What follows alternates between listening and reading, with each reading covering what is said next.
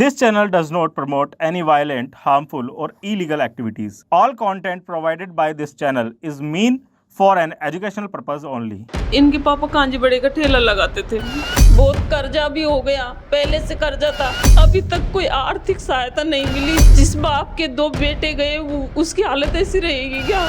सरकार ध्यान नहीं दे रही है। पुलिस आती नहीं है, न कुछ बोलती है। बस इसकी मम्मी बीमार रहती है, मेरे पैर में सोजन आता है इसमें। नारगढ़ की रहस्यमयी पहाड़ियों और 2 भाइयों की अनसुलझी गुमशुदगी की आज हम बात करने वाले हैं। दोपहर के 1 बजे थे जब मां ने घबराते दिल से आशीष को फोन किया।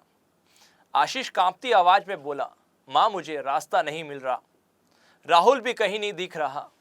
मां का दिल धक से रह गया, लेकिन हिम्मत नहीं हारी।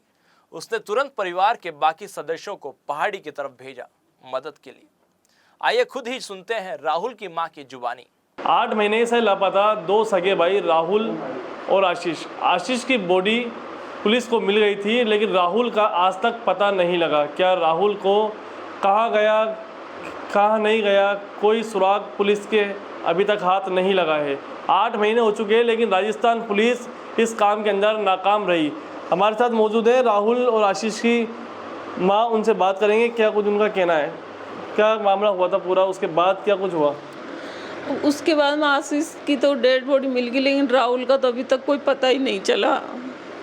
पुलिस वाले ने आपसे कोई संपर्क करा? पुलिस संपर्क करती है, कुछ बताती है? तो किया था उन्होंने भी, भाई जांच पड़ताल सब कुछ किया है, पर अब उसके बाद में तो अभी तक कोई सुराग नहीं मिला राहुल का। क्या था वो पूरा मामला? क्या आपको किस पे कोई शक है या कुछ? नहीं, अब क्या बताएं भाई, हमको तो किसी पे ऐसे शक होता तो हम बोल देते भाई इस पे शक है, किसी से लड़ाई है, झगड़ा है, क्या बोले। अब हमको तो यही पता नहीं अब वहाँ क्या हुआ है क्या नहीं। वो तो अच्छी तरह गए थे। फिर मैंने फ़ोन किया आशीष को, तो 11 बजे फ़ोन किया तो उसने ये कही थी मम्मी हम आ रहे हैं। फिर 1 बजे फ़ोन किया तो उसने ये कही मम्मी मेरे को राहुल नहीं मिल रहा, मैं रास्ता भटक गया। बस ये इतना सा पता लगा है हमको। कितने 2 बेटे थे आपके? हाँ, दो ही बेटे। दोनों कमाने वाले घर में वही थे क्या? वही थे, बस इसके पापा तो कांजी बड़े का ठेला लगाते हैं, जो इनकी भी हालत ठीक नहीं है। मतलब अभी तक कोई आर्थिक सहायता नहीं मिली, जो ये भी थोड़ा इनको भी हमको भी तो थोड़ा कुछ ऐसे होना भी। इनकी हालत तो ऐसी है जो कमाने लायक भी नहीं है। जिस बाप के 2 बेटे गए उसकी हालत ऐसी रहेगी क्या? और जो तो काम भी ऐसा है जो ठेला चलाना पड़ रहा है। जवान बेटे थे दोनों, राहुल और आशीष, दोनों ही का लापता है। सिर्फ आशीष की बॉडी मिली, राहुल अभी तक नहीं मिल पाया। उनके जाने के बाद घर की स्थिति क्या है आपकी?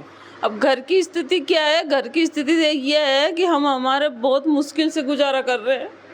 बहुत कर्जा भी हो गया, पहले से कर्जा था। ये मकान बनाया तो उनकी बदौलत बना। मम्मी हम कर्जा चुकाएंगे, हम ऐसे करेंगे, सब कर्जा वैसे रह गया।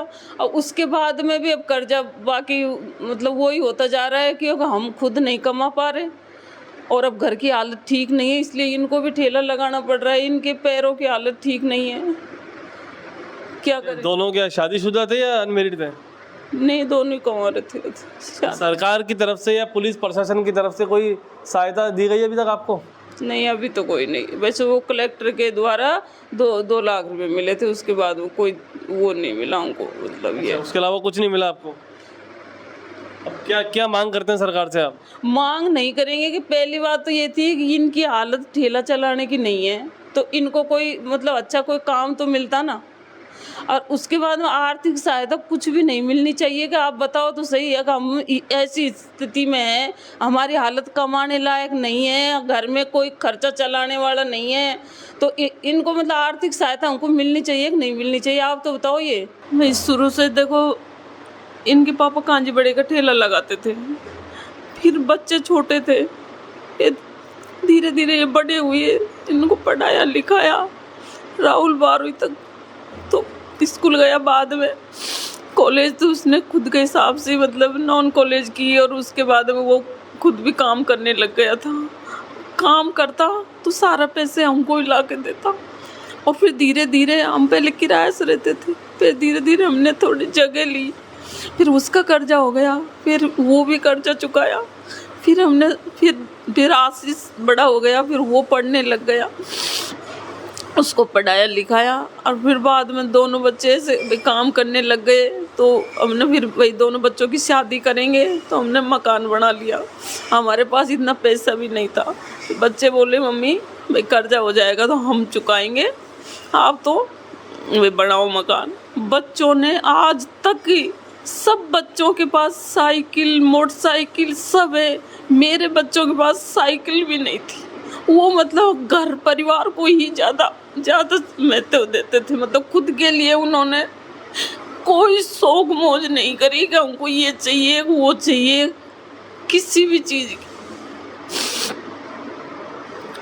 फिर धीरे धीरे वही चलो फिर वो आशीष दोनों काम करने लग गए। फिर अब अचानक ही दोनों अच्छे से रहते हैं। हम चारों भी भाई जितना कमा रहे थे उस हिसाब से हम अच्छे से रह रहे थे, ऐसी कोई बात नहीं थी।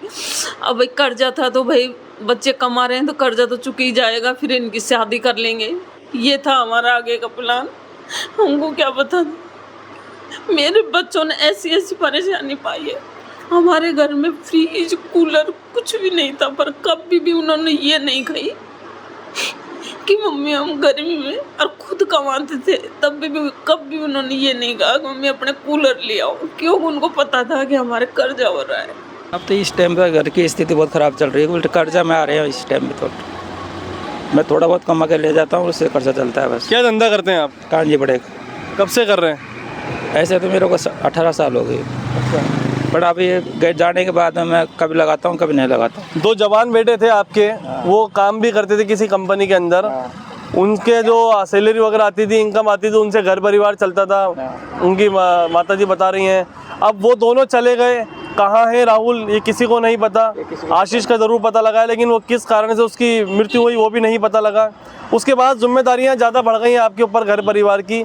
तो क्या कुछ कहना चाहेंगे, सरकार से क्या अपील करना चाहेंगे? सरकार से यही अपील है कि एक तो मेरा राहुल मिल जाए तो बहुत बढ़िया है। सरकार ध्यान नहीं दे रही है, और कुछ मुआवजा मिल जाए तो और भी ठीक है। मैं तो और कर्जे में जा रहा हूँ इस टाइम। सरकार या प्रशासन की तरफ से कोई मुआवजा आपको मिला अभी तक? कोई मुआवजा नहीं मिला मेरे को। मैं कर्जा में जा रहा हूँ उल्टा। सर कोई मुआवजा नहीं दिया गया आपको? नहीं। राहुल का भी कोई पता नहीं लगा अभी तक? कोई पुलिस से कोई राब्ता कायम करा आपने? पुलिस आती नहीं है, न कुछ बोलती है बस।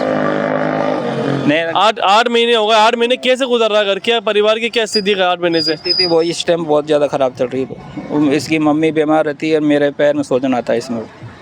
कभी लगा लेता हूँ कभी नहीं लगाता हूँ मैं। दिन भर आप ये कांजी बड़े का धंधा करते हैं? दोस्तों, अब मैं आपको परिवार की कहानी सुनाता हूँ जिस परिवार की जिंदगी से रोशनी हमेशा के लिए छीन गई। राहुल और आशीष के माता पिता जो कभी त्योहारों की रौनक में अपने बेटों के साथ मुस्कुराते थे, आज बस उन सुनेद कमरों को देखते हैं जहां कभी हंसी ठिठोली गूंजा करती थी। हर दिन, हर शाम, हर त्योहार अब बस एक सवाल लिए बीतता है, क्या राहुल कभी लौटेगा? दिल में एक छोटी सी उम्मीद आज भी जिंदा है कि शायद एक दिन दरवाजा खुले और राहुल मुस्कुराता हुआ सामने खड़ा हो। उस पिता पर क्या गुजरी होगी। कहने को तो कहते हैं पिता बहुत कठोर दिल का होता है, लेकिन एक पिता के दिल का दर्द हर कोई नहीं समझ सकता। जब हमने राहुल की मां से ये सुना कि इस बार दिवाली पर उन्होंने घर में एक भी दीपक नहीं जलाया, तो दिल जैसे टूटकर रह गया। उनके लिए अब दीपों का त्योहार अंधेरा का प्रतीक बन चुका है। जैसे उनके जीवन का उजाला उसी जंगल में कहीं खो गया जहां उनके बच्चों आखिरी बार गए थे। क्या पुलिस की टीम आज भी नारगढ़ की पहाड़ियों में राहुल को ढूंढने में जुटी है? ना जाने क्या रहस्य छिपा उन पहाड़ियों में जिसने एक बेटा छीन लिया और दूसरे को गुमनामी में धकेल दिया। ये सवाल आज भी अनसुलझा है। राहुल कहाँ गया? ये सवाल उन पहाड़ियों की गूंज बनकर हर रोज उसके परिवार के कानों में गूंजती है। तो दोस्तों, क्या आप मानते हैं कि नारगढ़ के इन जंगलों में कोई अनदेखी शक्ति है जो आज भी लोगों को खींच लेती है? क्या राहुल आज भी नारगढ़ की पहाड़ियों पर है और अपने परिवार के पास लौटने की कोशिश कर रहा है, या फिर उसे भी जंगल ने हमेशा के लिए अपने पास रोक लिया? कहीं ना कहीं इस घटना ने आपके दिल को भी छुआ है। पुलिस कब तक राहुल को ढूंढ पाएगी और सरकार कब परिवार के इस बुरे वक्त में साथ देगी, ये तो आने वाला वक्त ही बताएगा। इसे अपने दोस्तों के साथ शेयर जरूर करें और हमें बताएं कि क्या आप भी मानते हैं कि राहुल आज भी जिंदा है, या नारगढ़ की पहाड़ियों में रहस्य में कुछ छुपा है ऐसा है जो इंसानों को अपनी ओर खींचता है। बने रहिए जनता दरबार के साथ। मुझे दीजिए इजाजत। इस वीडियो को लाइक करें, शेयर करें और चैनल को सब्सक्राइब करें। धन्यवाद।